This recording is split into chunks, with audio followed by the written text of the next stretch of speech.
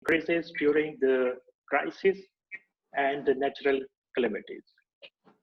And during the COVID-19, we have seen that this is somehow has influenced on public opinion, and also it has reshaped the policy discourse in certain South Asian nations. Uh, The role of the religious communities was quite prominent, shaping the views and influencing the public opinion. And how the responses came from the religious communities in different South Asian nations, and how they influence uh, public discourse and policy discussions in our capitals. This is the topic of the webinar today. So we will discuss that how the religious communities had perceived and responded to the COVID-19 challenge. Can we draw some parallels? Can we evolve some common approaches to counter or to develop some awareness campaigns about the COVID-19 in our region, and how is somehow it's shaping our bilateral and regional relations? So this is the little background of the discussions today. My name is Muhammad Amir Rana. I am the host of the webinar today. And I have a very distinguished panel with me today. From South Asia, we have Dr. Yubraj Sangrula. He is the founder director of Kathmandu School of Law. He also serves as a professor of jurisprudence and human rights there. He holds the many awards, and among these awards, I think he won the honor of the best citizen in 2000. I think this is the biggest achievement so far I have heard or read somewhere. And he authored several research articles and books on diverse topics of trafficking of women and girls, human rights, gender and law, policing system, and the Maoist insurgency and criminal justice system, among others. He also served as the Attorney General of Nepal and often advised to the Nepalese government on certain academic or the education related affairs. Uh, we are also joining Mr. Zilur Rahman from Bangladesh. He is an award-winning journalist, and he runs a award-winning TV show. It's called, correct me if I'm wrong, Three Dev Matra. And he is also the director of the Center for Governance Dhaka, and he heads the CNN media consultancies firm based in Dhaka, Bangladesh. He also served in the many other capacities. For example, in his bio note, it's mentioned that he worked for the World Bank and UNICEF as well. From Pakistan, Dr. Qibla Ayaz is joining us. He is a very prominent religious scholar, and currently he is the head of chairman of the Council of Islamic Ideology in Pakistan. Previously, he also served as a vice chancellor of Peshawar University, and he is a very active member of the several international forum working for the interfaith harmony and social cohesion. And he is quite familiar with the geopolitical landscape of South Asia, and he also often comment on these issues. And Dr. Ranga Kalansuria, my old friend, he is joining us from Kabul. Right now, he is the advisor for Asia Pacific Affairs at International Media Sport. This is the one Copenhagen-based media organization. But he also served as Director General at the Department of Government Information in Sri Lanka, and he also holds the different diplomatic portfolios in the past. He holds a PhD in journalism and served as a fellow at the University of Oxford on a case study for combating terrorism and discussing peace. And Mr. Sudhindra Kulkarni, a very prolific writer, and if may I say, he is the voice of peace from India, is also joining us. He has remained the advisor to India's former Prime Minister, Mr. Atal Bihari Vajpayee, in the Prime Minister office between 1998 to 2014. He had authored the music of Spring Wheel, Mahatma Gandhi's manifesto for the internet age.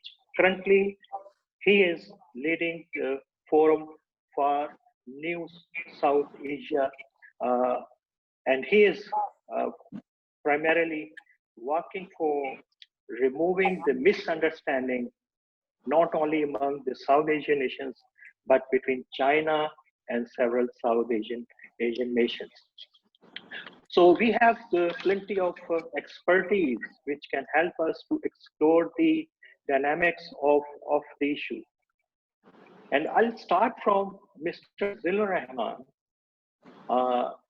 The religious gatherings were considered among one of the important factor which has spread the coronavirus in different regions.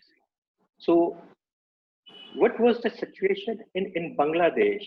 Has it had contributed in spreading the infection in your country, Mr. Zillur Rahman? Thank you, Amit. Thank you so much for giving me such an excellent opportunity as a panelist to discuss the responses by the religious communities during the COVID-19 pandemic. It is my privilege to be here and express myself. It is quite common that religious communities and political leaders are quite close to the common people in every part of the world.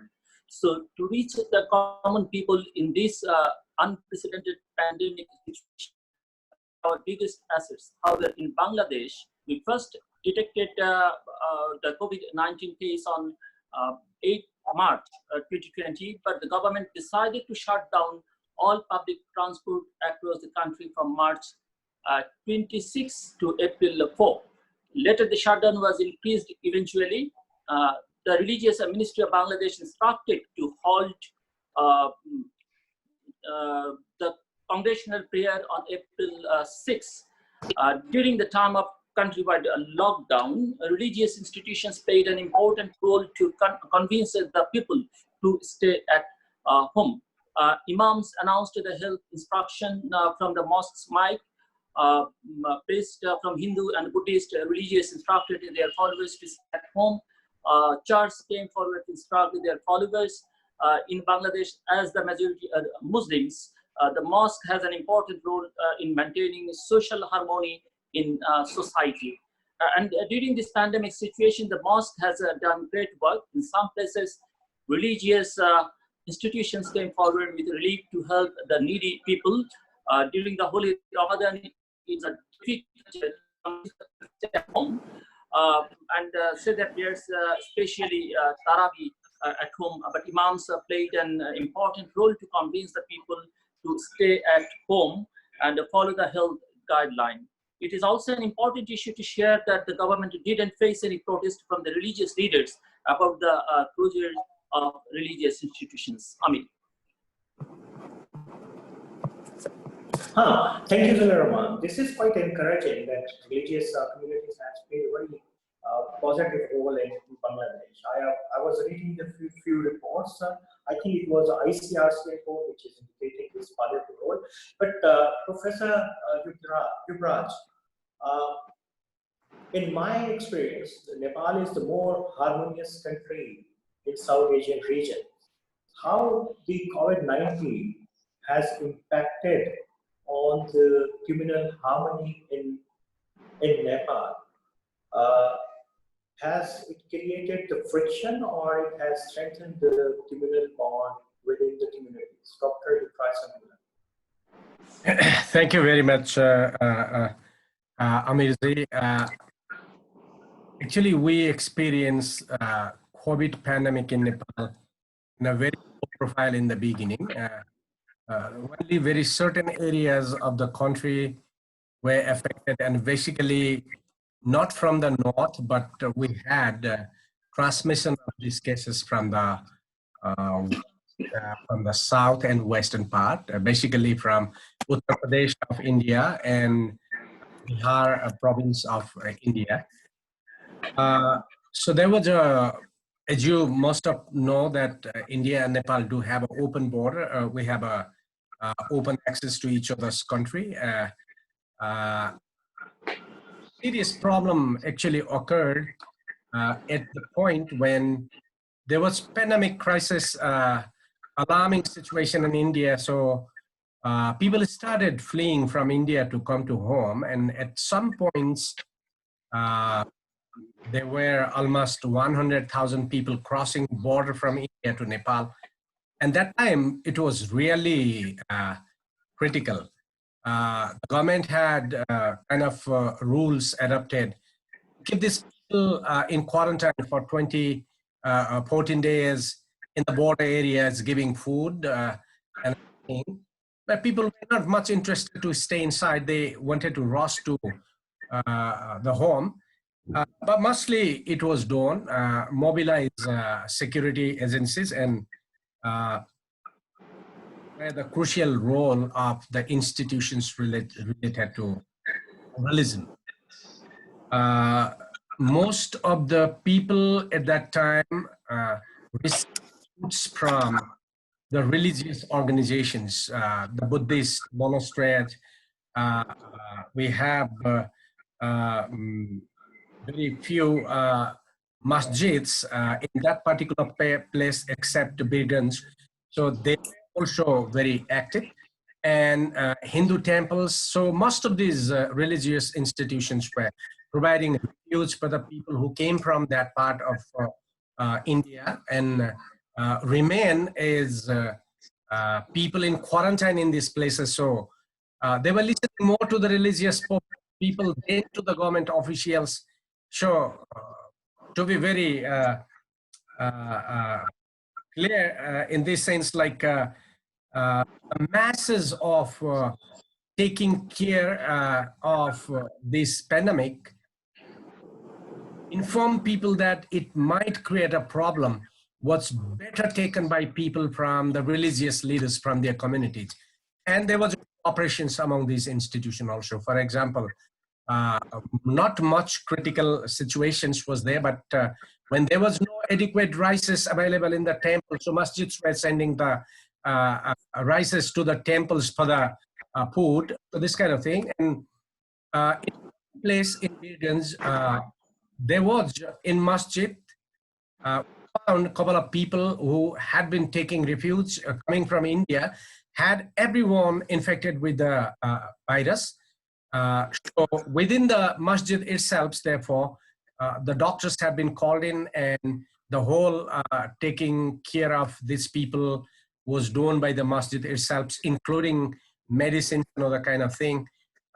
So I think we did have excellent cooperation among religious groups without any kind of frictions, without any kind of problem, and rather they had a better cooperation, so they were helping each other. So we didn't even see any kind of frictions, neither even a criticism or not even a critical note among them. So they were best cooperating with each other. Yeah, that's another good news from Nepal. Mr. Ranga, what was the situation in Sri Lanka? Because Sri Lanka is among the South Asian countries which have comparatively low infection rate. What factor has contributed in it? Whether it was the state developed the better mechanisms or the religious communities also cooperated developing this kind of the resilience in Sri Lanka. Mr. Rao.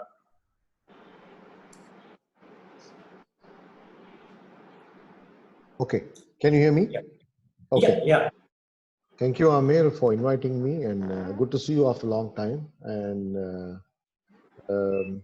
wishes, compliments from Sri Lanka to our other panelists also.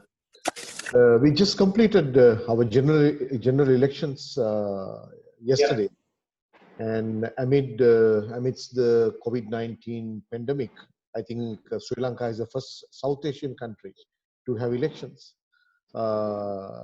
throughout a pandemic of this scale.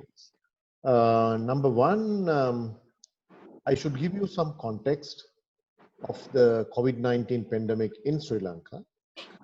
It happened in a context where barely after 1 year of the infamous Easter attack happened in Sri Lanka last year, where almost 300 people died, and massive, very heavy religious sentiment was high in the country. And barely after a few months, 4 to 5 months after the attack, Sri Lanka announced its presidential election. And no need to say that the entire election campaign of all the platforms were ethnically or religiously motivated due to the impact and the context of the Easter Sunday attack in Sri Lanka. So the result of the presidential election was that the Sinhala Buddhist majority camped around one candidate from His Excellency Gotabaya Rajapaksa, the brother of the former president Mahinda Rajapaksa. So the entire campaign trail was based on ethno-religious platform and nationalistic agenda. So his vote base was entirely dominated by Sinhala Buddhists, and the ethnic minorities or religious minorities were marginalized in another camp. So it was an overwhelming majority that he received. And then after barely 3 months, this COVID-19 pandemic came at a time when Sri Lanka has announced the general elections, the follow-up general election. So everything was politically colored and saw through the political eye in Sri Lanka. So no need to say, when COVID-19 also happened in this context, the health disaster was also looked at through a religious or ethnic minority lens. With Sri Lanka locked down the country in the 3rd week of March, and within a month we saw especially the Muslim community getting badly attacked, of accusing them of spreading coronavirus. After the first 5 patients, unfortunately, whom happened to be Muslims, and then added to that, there was a decision by the government not to allow burial of the bodies of COVID-19 patients and to cremate. So this paved the way for a massive heated debate among the religious communities in Sri Lanka. And I would say, being a journalist, the media has to be blamed in a big way for demonizing the other ethnic communities. When I say the other ethnic communities, who are non-Buddhist, non-Sinhalese, and religious communities. So demonizing the COVID patients was another issue that we had to face by the media. And also the heated debate of cremation or burial was a very clear, significant benchmark of those religious and ethnic, I would say religious, because the main issue came from the Muslims on the issue of burial. So until yesterday, the general elections, the ethnic tension or religious tension in Sri Lanka among Sinhala Buddhists and Muslims was quite high. And even for the general election, we saw a very high nationalistic agenda that ran through the entire campaign added to COVID-19. So in the Sri Lankan context, it's politics, elections, COVID-19, and nationalism are the keywords. We saw a landslide victory for the Rajapaksa camp yesterday at the elections also. They might get 2/3 majority in parliament. And we saw another nationalistic Buddhist monk getting into parliament who were leading the campaign against the Muslims. So whether it's COVID-19 or otherwise, the ethno-religious or religious differences in Sri Lanka is expected to continue. Yeah, thank you, Ranga, for bringing the Sri Lankan context into the debate. I'll ask to Mr. Kulkarni, can we draw some parallel between Sri Lanka and India? And can we safely say that somehow the COVID-19, it has also produced the new forms of the religious hatred in our region? Mr. Kulkarni. And warm thanks to my dear friend Amir Rana Saab for inviting me to this webinar. I have very pleasant memories of coming to Islamabad 2 years ago for a conference that you had organized, PIPS had organized. My greetings to fellow panelists from Pakistan, South Asia. Let me congratulate your institute for one more reason. You know, this is the time when SARC ought to have been active, when there is an unprecedented crisis before the entire world, and especially before South Asia. The platform that is meant for regional cooperation, that is SARC, ought to have been active. But we all know that SARC is in coma.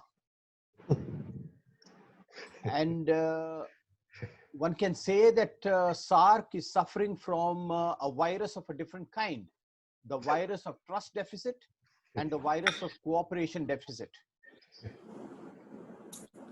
Of course, there was a meeting on 24th May when our Prime Minister Narendra Modi and others similarly virtually came together for some kind of a SARC cooperation to fight COVID, but it was a non-starter.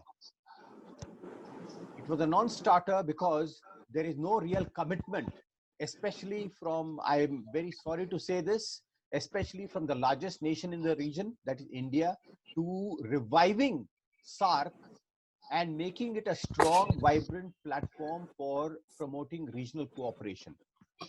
Of course, at the heart of it is the hostility between India and Pakistan. And unless the bilateral relations between India and Pakistan begin to become normal, we cannot expect SARC to become active. SARC has not had a summit meeting for more than 2 years now. And it is in this context that I want to congratulate the initiative that you have taken, the initiative of PIPS. I call it the People's SARC. The official SARC is dysfunctional, but People's SARC, people taking initiative, is something very inspiring. There is a need for hundreds of such initiatives on different topics where we discuss, where we promote mutual dialogue and understanding and find pathways for cooperation, and through all this create a critical mass of public opinion that exerts pressure on our governments, and in this, especially the governments of India and Pakistan, so that SARC comes out of this coma. Friends, South Asia is really unique. We should be proud of the fact that we belong to this region that is home to all religions in the world. And it is also cradle to several of these religions. there is not a single country in South Asia which is not multi-religious. We should respect, accept, celebrate, and safeguard this multi-religious heritage and promote an atmosphere of tolerance, promote an atmosphere of mutual respect, and above all, be guided by the basic teaching of all religions, and that is to help each other in times of suffering, in times of crisis. And the crisis that we are facing today is truly unprecedented. It's actually twin crisis: the public health pandemic crisis and the resultant economic crisis and the social crisis. I'm sure that people in Pakistan, Sri Lanka, Bangladesh, and elsewhere in South Asia, and of course all over the world, have seen during the lockdown period the most painful manifestation of the suffering of the toiling people in India, when lakhs of migrant workers were forced to migrate back to their hometowns or home villages. Their plight, their suffering, their hardships that they experienced is something that is etched in the minds of course, people of India and all those who have watched it. So this is the time when we really should come together in a spirit of solidarity, helping each other amongst the South Asian nations, and also helping each other within each of the South Asian nations. And this is why, when I was listening to my fellow panelist, Mr. Ranga from Sri Lanka, I could see several parallels in the Indian experience. How at the beginning of the pandemic in India, a certain painful experience, atmosphere was created to blame the Muslim community for the pandemic. It so happened that just before the pandemic became open, and just a few days before the lockdown was announced, there was a big congregation organized by a Muslim organization, and people from various countries, including South Asian countries, had come there. And that became such a big news, as if the foreigners who had come to participate in this congregation were responsible for the spread of the virus. They brought virus, and even motives were imputed that they deliberately brought virus and then spread it in the Indian population. Tablighi Jamaat, that is the name of the Muslim organization. Another parallel that I see in what Mr. Ranga said is the role played, the very shameful role played by the media. I'm sorry to say that the Indian media has begun to exhibit very low standards of professional ethics and integrity in recent times. It was not always so, but during this, at the beginning of this pandemic, Muslims were made to be the culprits, the villains. And this message was deliberately sought to be spread all over the country, including in villages. The good thing is that this memory is now receding into the background. This was at the beginning of the pandemic. Subsequently, religious congregations of other religions, especially Hindus, have also taken place. So it's no longer possible for anyone to say that only one religious congregation is responsible for the spread of COVID-19. I must point out here that this is one negative side of how religious communities or certain religion was stigmatized. But this is certainly not the whole story. This is not even the main part of the story. The main part of the story is how the spirit of volunteerism by the people, by society, by communities, by all religious communities, how it responded to the crisis. Government alone simply could not have faced the magnitude of the crisis.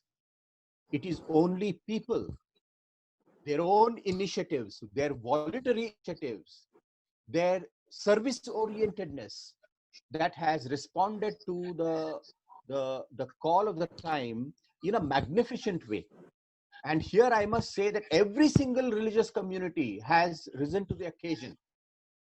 Let me give a few examples that perhaps people in the rest of South Asia and even the rest of the world may not know.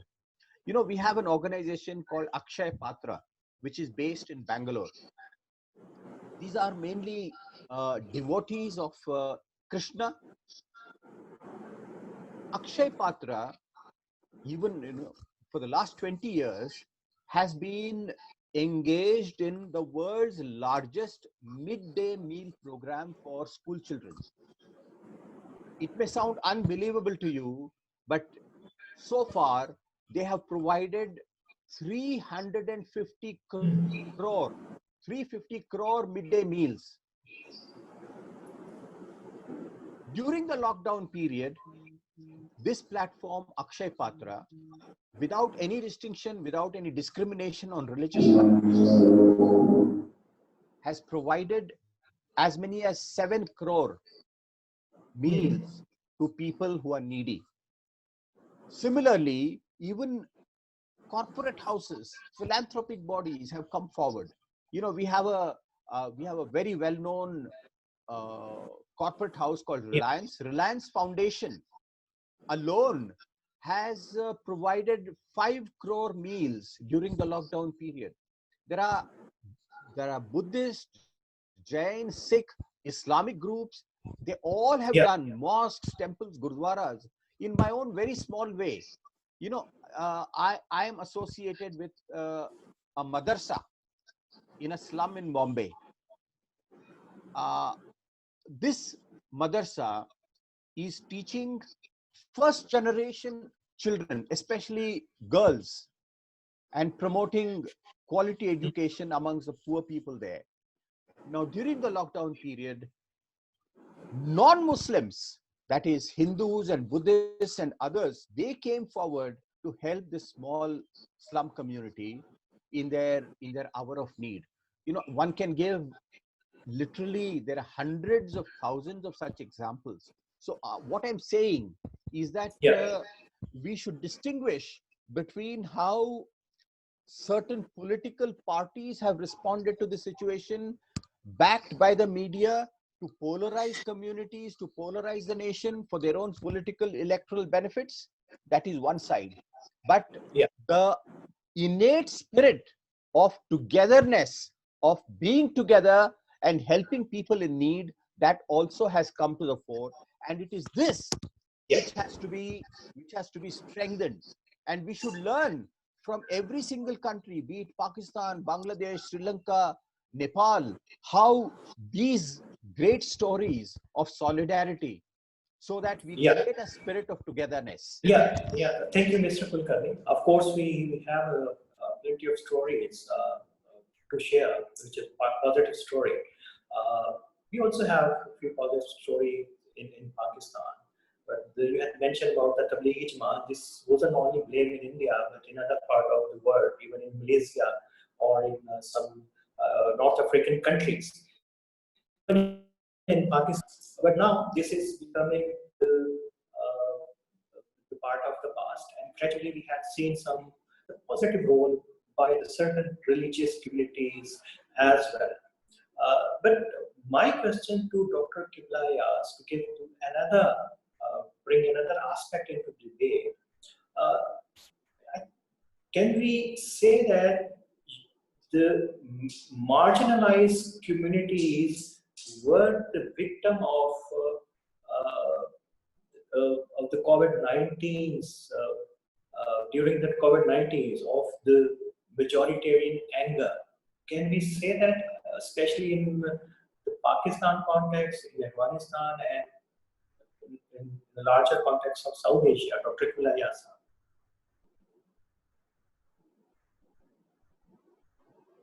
Yeah.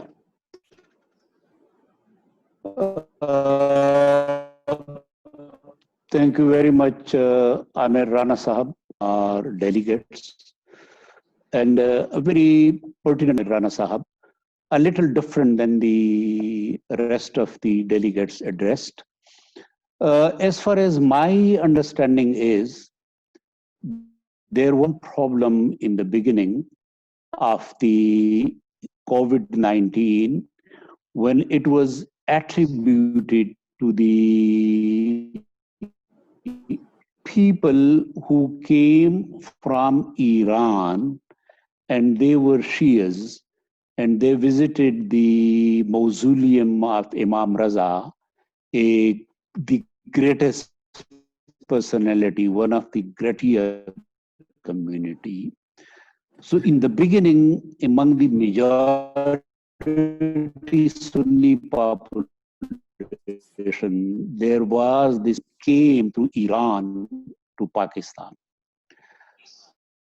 But as the non-Muslims are concerned, like the Hindus or the Sikhs or other communities, they were not hinted at, they were not particularly discriminated against, and we did not see any such problem along lines of religions.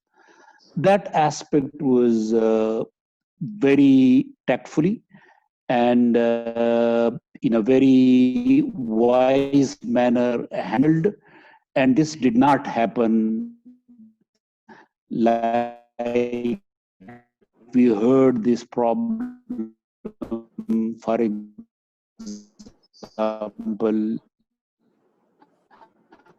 from our friend parts of the world, but in the beginning that I refer to.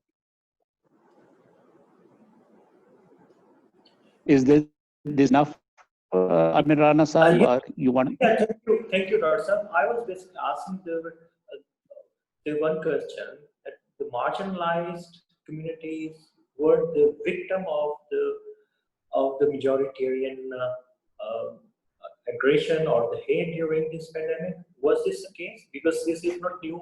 From the US, to Australia, from China to India, we have seen usually the marginalized communities or the minorities blamed for spreading the virus. So what was the reason, factor? Is there any logic behind this? Qibla Sahab?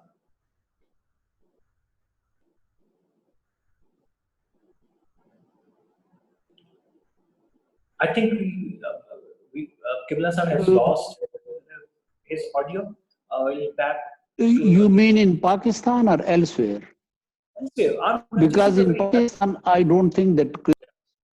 Yeah. Yeah. I have some problem in hearing you. Yes, I think there is some issue with your mics, Qibla Sahab. So we can include Dr. Yuvraj Sangula again into this discussion. And to be really specific, has the COVID-19 complicated the existing political challenges in the region?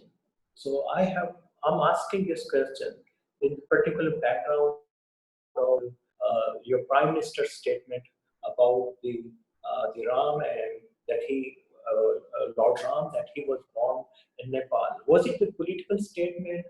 Was it you can say it has some context in the background of the COVID, or we can say that this is isolated, or it has other context of these statements? Thank you, Ranaji, again. Nepal do have a problem of some ethnic conflicts problems, but as we have been talking about, actually, it seems quite unusual and new for us to discuss about religious kind of conflicts because we don't have. This is absolutely a kind of country where we never discuss about religious problem. The cohesion that we have among the religious groups is exemplary. Probably would be the best example is I also shared with you when you had been in Kathmandu. In one of the temple in the western hill part of Nepal, management committee of the hill temple is the Muslim. He is the management committee chief. So a Muslim membership out of 11 people, 7 members of management committee of the temple. 7 members come from Muslim community and they are running a Hindu temple actually. So people go to worship, but the management is done by, so you can also see in Kathmandu, in very front of the royal palace in the past, and another big temple, and other in front of that is mosque. So what is an understanding is the mosque does not use mic when prayer, because what they think if there is a mic loudspeaker used, then other temple will have a disturbance, and the temple will not use the speaker to thinking that that would disturb the mosque, is a kind of understanding that we have. So we don't have any kind of religious problem, especially between Hindus and Buddhists. We don't know who is Hindus and who is the. Sometimes we know when we're married, the girl comes from the family as a bride.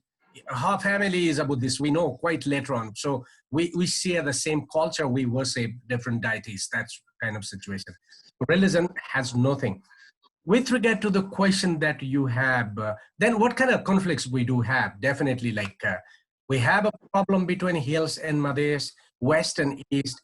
So in this east and west and hill plain, all are together. Muslim, Hindus, Buddhists from Madhes are in one place, in one group, and Buddhists, Muslim, and Hindus all are in one group from the hill. And west and east is something like that. So they're not divided religiously, but more religiously and culturally, I think.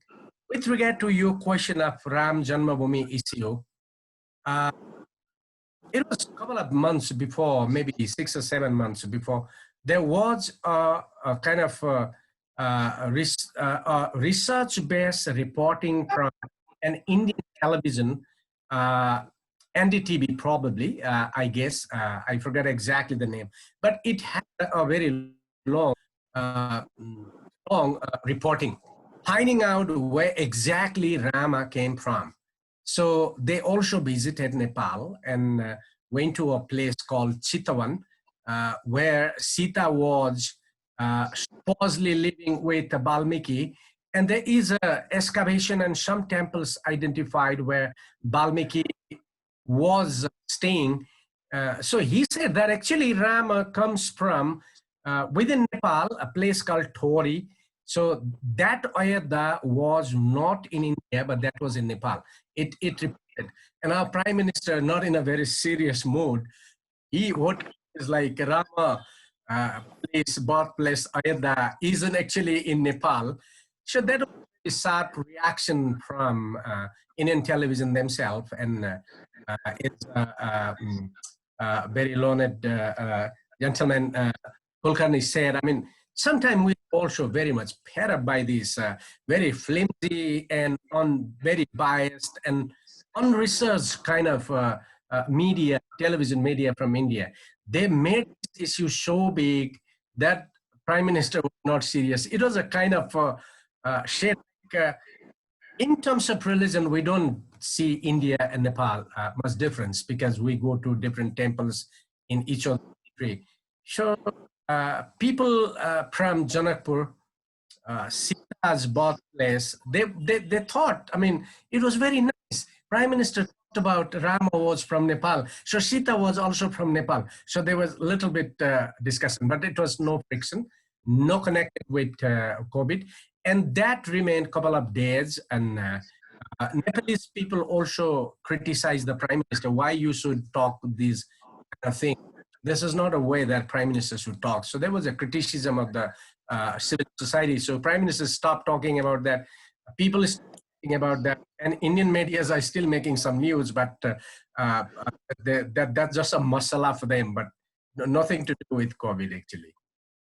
Yeah, Zulur Rahman, you are the one of the popular anchor person in Bangladesh, and you see that the whole discussion has came on the media, and each the panelist somehow is blaming media and bailing out the religious community. Do you share this blame that media contributed more, spreading some negative message during the COVID-19 rather than the religious communities? Zulur? Thank you, Amit. We don't see any blame game here in Bangladesh. And if you know about the religious gathering, there are a few incidents here. The Religious Ministry of Bangladesh instructed to hold the congregational prayer on April 6.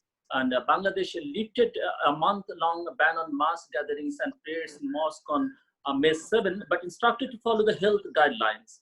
Without a few exceptional cases, the religious leaders or communities followed the health guidelines and the instructions given by the Religious Ministry and Islamic Foundation, Bangladesh.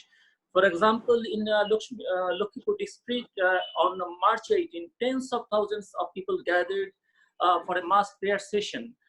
And in Brahmanbaria district on April 18th, tens of thousands of people attended a funeral of a religious leader, which was criticized by all, but there was not any blame game, as we saw in India, about the Tablighi Jamaat. Yeah, all right. Mr. Ranga, social media, I think you are qualified to better answer this. Has it added the hatred around this COVID-19 in Sri Lanka or in general in South Asia? How Yeah. it has contributed? I should compliment what Mr. Kulkarni said about Tablighi Jamaat, because this particular incident, the congregation that happened in India by Tablighi Jamaat, was named as a cause of epidemic in Sri Lanka, because who went to this congregation, and actually this is a multi-nation issue because it happened in Malaysia, and then it came to India, and then people start saying it came to Sri Lanka. So we had a very funny saying. I can't remember who said that Corona started in China and exported to America, and then baptized in Europe, and then got Islamized in India and came to Sri Lanka. So this is the narrative that created. If you look at, since you asked me about the social media, the main narrative was done by unprofessional mainstream media, and the mainstream media narrative was picked up by the social media. When you say social media, those are not social media activists, but these so-called trollers, the digital armies of nationalistic agenda. They took it up and they amplified this narrative in the social media platform. In fact, we did, for 3 months, we did a monitoring of disinformation on social media platforms on COVID-19.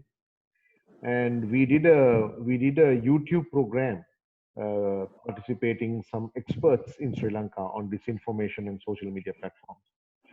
And what we found throughout this disinformation monitoring was that the entire religious narrative, anti-Muslim narrative, was masterminded by the legacy traditional media and was viral or amplified through social media platforms. So this is a well-organized, politically motivated, well-organized campaign using the traditional media as well as social media.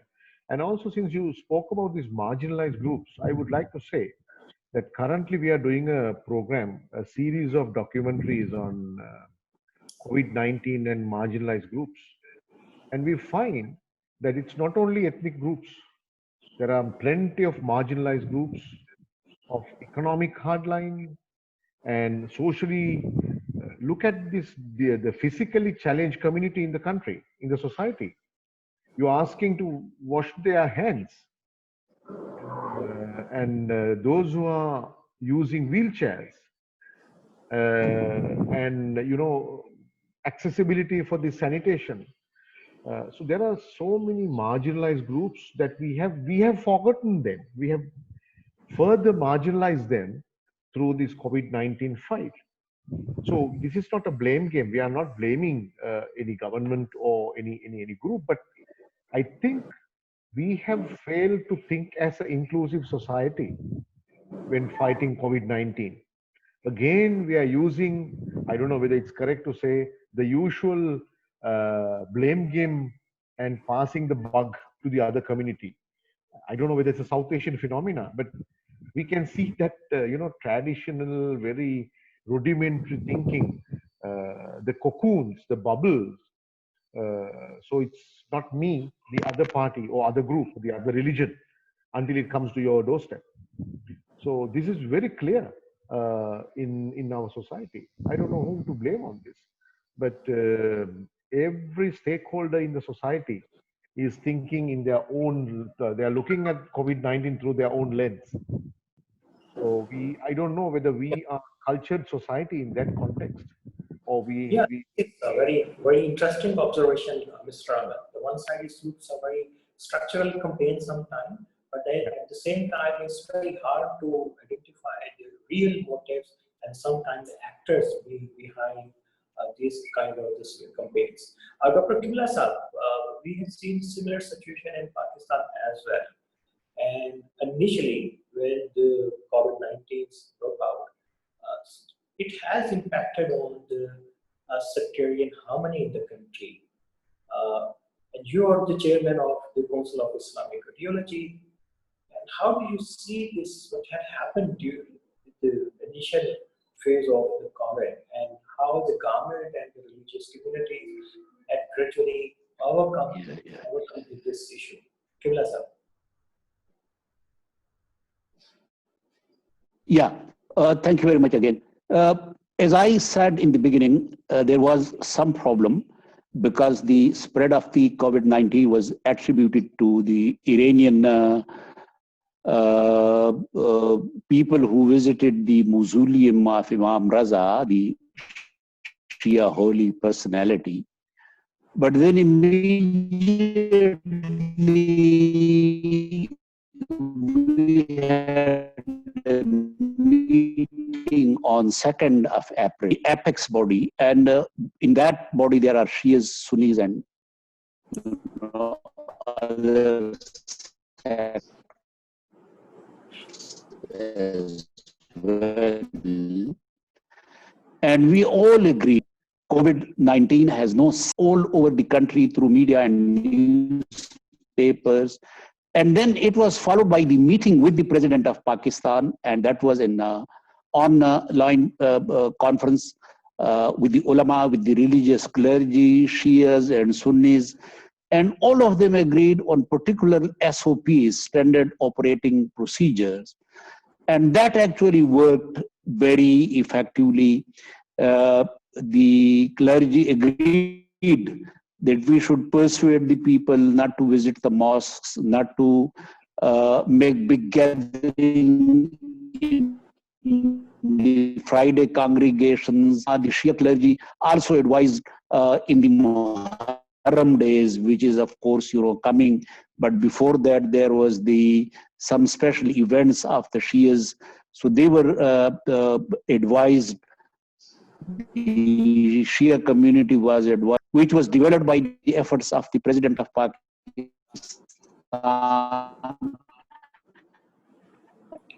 and the Council of Islamic Ideology, religious leaders of all sects, they came together and they crafted this SOPs, the guidelines.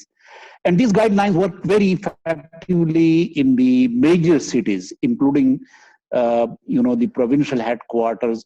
Although there were problems in the far-flung areas, people did not follow it. But then when came the Ramazan, means the fasting month, then again there was another problem of the midnight prayers. But then because of the verdict of the religious clergy, their verdict, to have like 6 feet distance between the followers, between those who are offering prayers. And then, of course, the carpets were removed from the mosques and from the imam bargas, the places where the Shias visit to manner, and now we hope that's positive aspects of this. But we tend to refer to, I don't know, because we do not have the electricity, we are working on battery, so our battery is low. Do you hear me? Yeah, we can hear you, but then your voice is breaking. Amir Saab, do you hear? Yeah, now I can hear you. Is there any problem? Is there any? Yeah.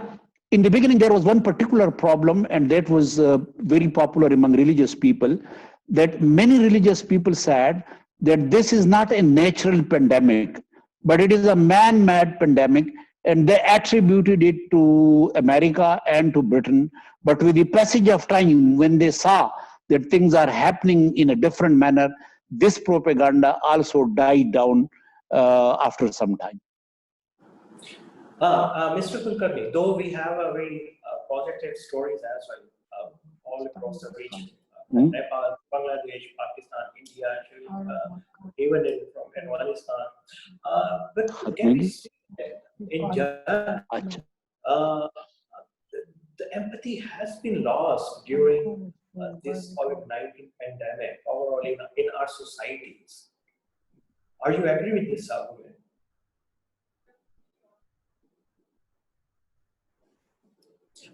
Please open your mic. Yeah. We can't hear you. Can you hear me now? Yeah, we can. Yeah. The loss of empathy is one of the most saddening and alarming aspects of contemporary life in South Asia, indeed all over the world. Empathy is at the very heart of being religious. Feeling the suffering of others. I can mention here that the favorite bhajan is a religious song. The favorite bhajan of Mahatma Gandhi was Vaishnava Janato Tene Kahiye Je Peed Parai Jane Re. It means a truly religious person is one who feels the pain of others, the suffering of others. There is a need to bring empathy. There is already a good deal of empathy in society, but empathy is missing in politics, empathy is missing in governance, empathy is missing in international relations, in diplomacy, etc. And therefore, it is the responsibility of religious leaders, it is the responsibility of civil society leaders to somehow change the basic character of politics in contemporary world and ensure that the politics of our countries is not divorced from the main problems of the common people. And that's why, once again, I want to go back to something that our dear panelist from Sri Lanka said, the marginalized groups. If COVID-19 has really, it has of course affected everyone, rich, poor, everyone. It doesn't know national boundary, it doesn't know religious boundaries. but it has affected the poor the most.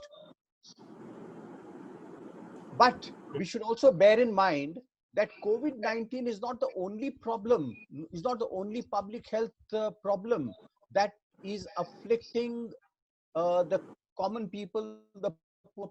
I can give a few examples of my own country, India. So far, 42,000 people have unfortunately died due to COVID-19. But there are other public health issues that take a far bigger toll. Each year, 200,000, more than 200,000 children die of diarrhea. So many thousands of people die of malaria. Our infant mortality rate is very high, even though it is coming down. And die of hunger as well. And die of hunger as well. Yeah, and die of hunger.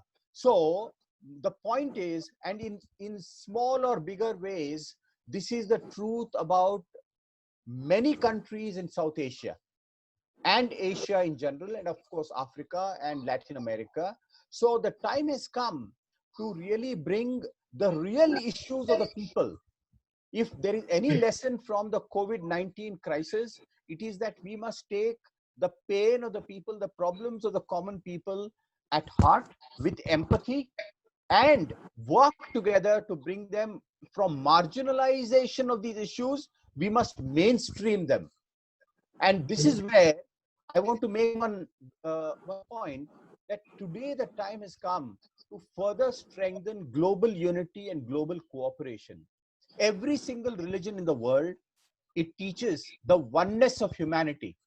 Because there is only one God, all the children of God are also one family. They may follow different paths in terms of religions and beliefs, etc., but they all are one family. So dividing humanity in the name of ideology or nationality or race, etc., or even in the name of religion itself, is absolutely wrong, and it is against the spirit of religion. Unfortunately, today, even in the midst of the COVID-19 lockdown, the international situation is moving in a very, very wrong direction. There are calls for decoupling, for disengagement. We are seeing the beginning of a new Cold War. America is doing everything it can to decouple from China. Now, where will all this lead to? We have problems between India and China, India and Pakistan. Now, this is the time when we have to, as think tanks, as civil society organizations, and above all, as religious groups, because they have an influence on the common people. Millions of common people follow religious leaders. So this is the time when they must urge global cooperation, global unity, global solidarity. And it must begin with South Asia. And therefore, I would like to go back to the point that I made earlier. Your initiative, we must strengthen SARC.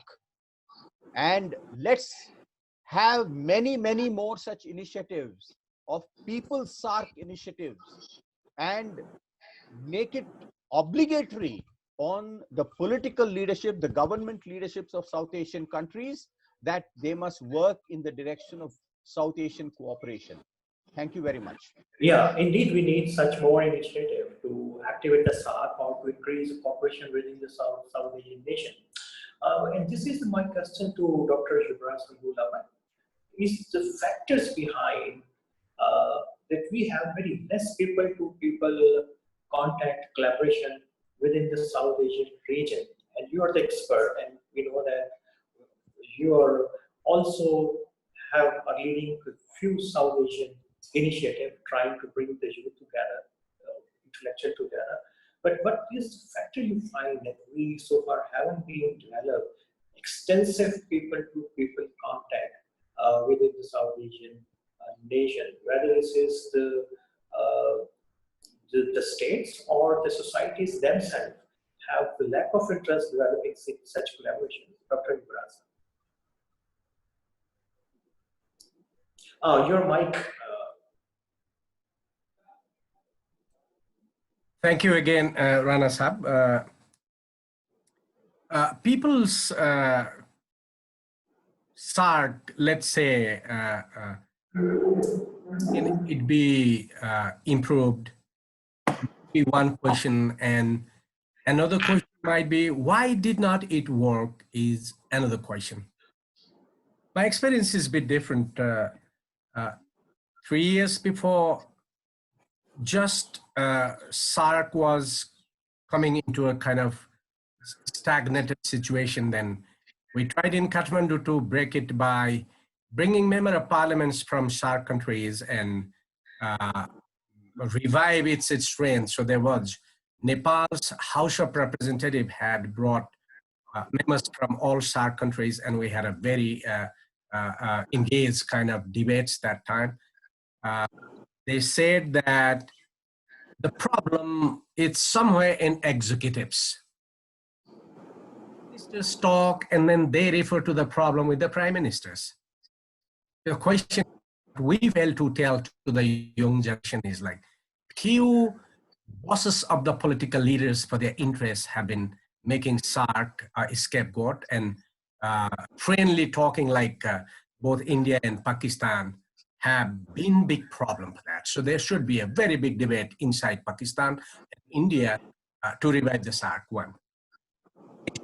That over the last 14 years that we have been doing very good efforts, bringing students from Pakistan, from India, from Bangladesh, from Afghanistan, from everywhere. So every 50 students, 2 times a year, they come to Kathmandu, and we have a bunch of people working in these countries, and we really utilize that very good contact during Nepal and India's crisis of border issue.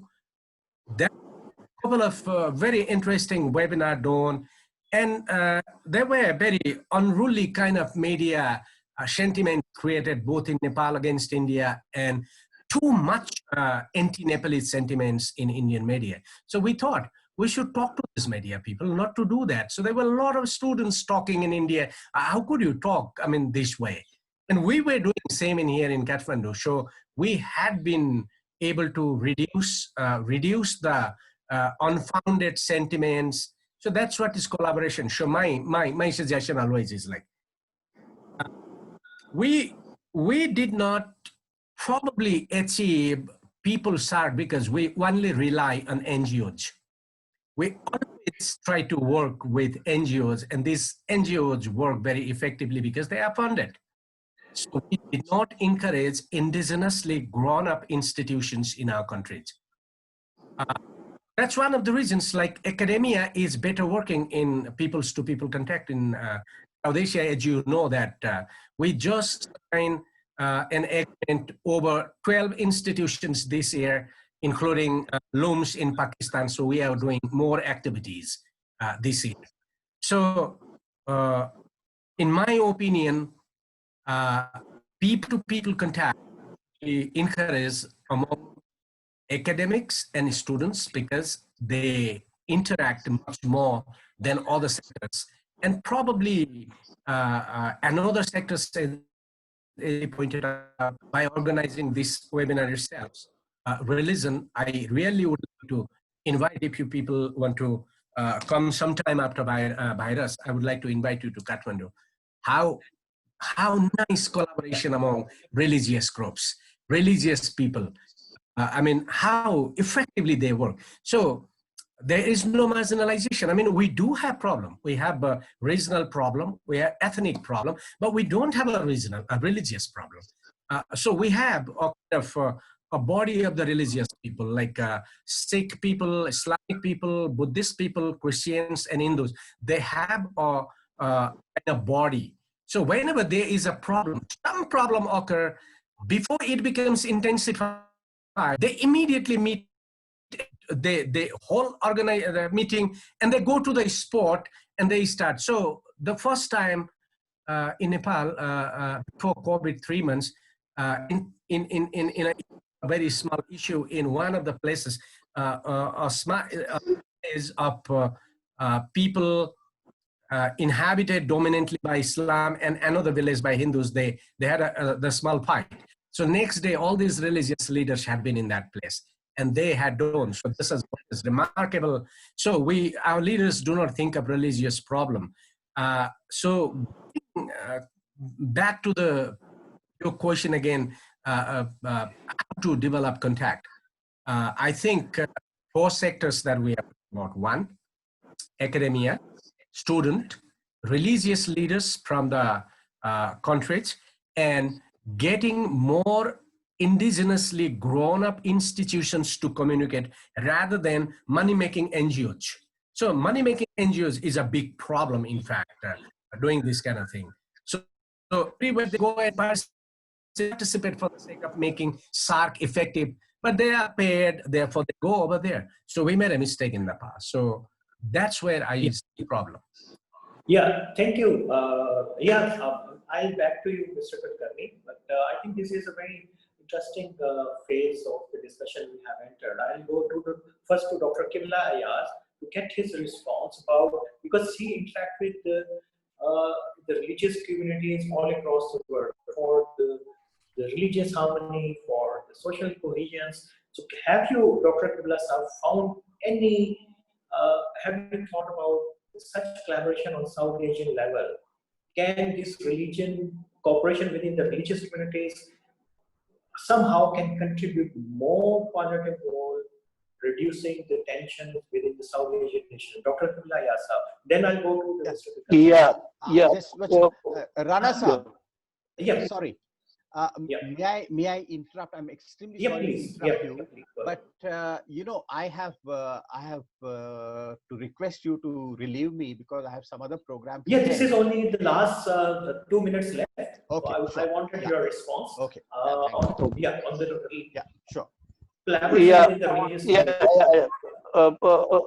Amir's very good question, and I on this will agree with Professor Kulkarni. It is very true. Religious harmony and interfaith harmony can take place if there is good relationship between India and Pakistan, and the whole South Asia can become like a cradle of interfaith harmony. People SARC, as he coined this term, and People SARC will be like a vehicle for promoting interfaith harmony and intersectarian harmony in the region. Yeah, thank you, Dr. Qibla Ayaz Sahab, Mr. Kulkarni, Professor Yuvraj Sangula, Mr. Rana Soria, and Mr. Zibur Rahman from Dhaka. Thank you very much for your deliberation. And it was the first of the People's SARC of our series, because we are planning to have a long series of these events to discuss the various common issues of South Asian nations. And next month we will come to discuss, and we will try to make effective this People's SARC. Thank you very much for your time. Thank you. Thank you. Thank you very much. Thank you very much. It was very nice discussion. Thank you so much. Yeah.